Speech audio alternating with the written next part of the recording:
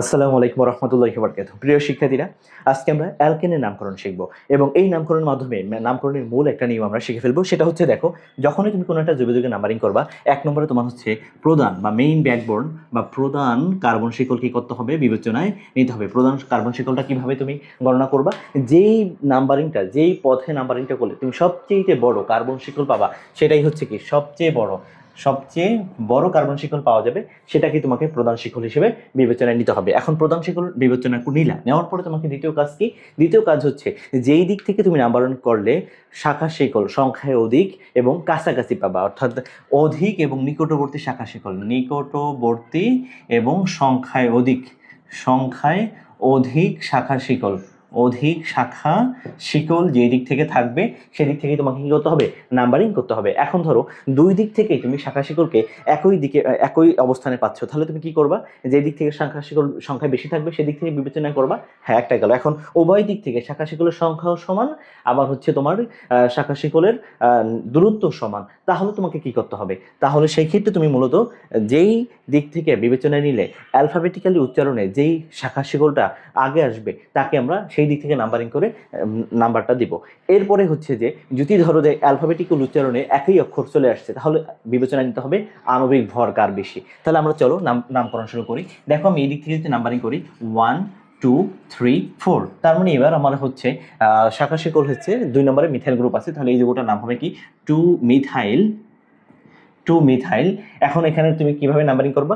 2 নম্বরে একটা methyl group আছে 2, তারপর একটা হাইফেন দিতে হবে, যেই শাখাটা থাকবে সেটাকে উল্লেখ করবা মিথাইল, তারপর 4টা কার্বন, এর জন্য আমাকে লিখতে হবে বিউটেন। এরপরে খেয়াল করো, এখানে আমি যদি নাম্বারিং করি, তাহলে এই দিক থেকে 1 2 3 4, 2 নম্বরে 2টা মিথাইল গ্রুপ আছে, তাহলে কি করবে? 2,2।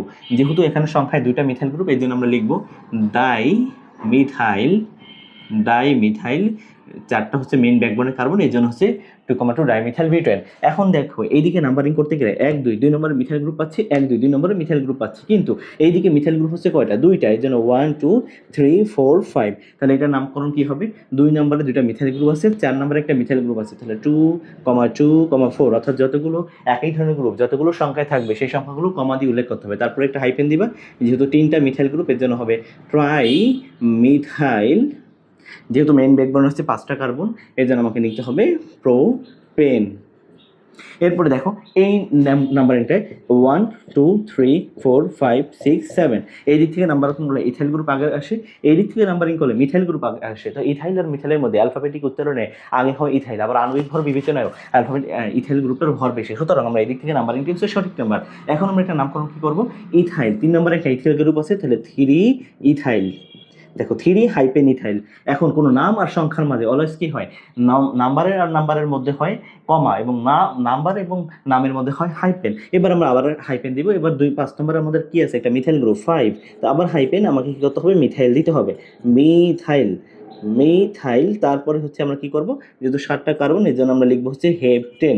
এখন তোমাদের কাছে আমার প্রশ্ন হচ্ছে, যদি এখানে একটা CH3 গ্রুপ থাকতো, তাহলে এটা সঠিক নাম কি হবে? তোমরা কমেন্ট বক্সে এটা জানাও।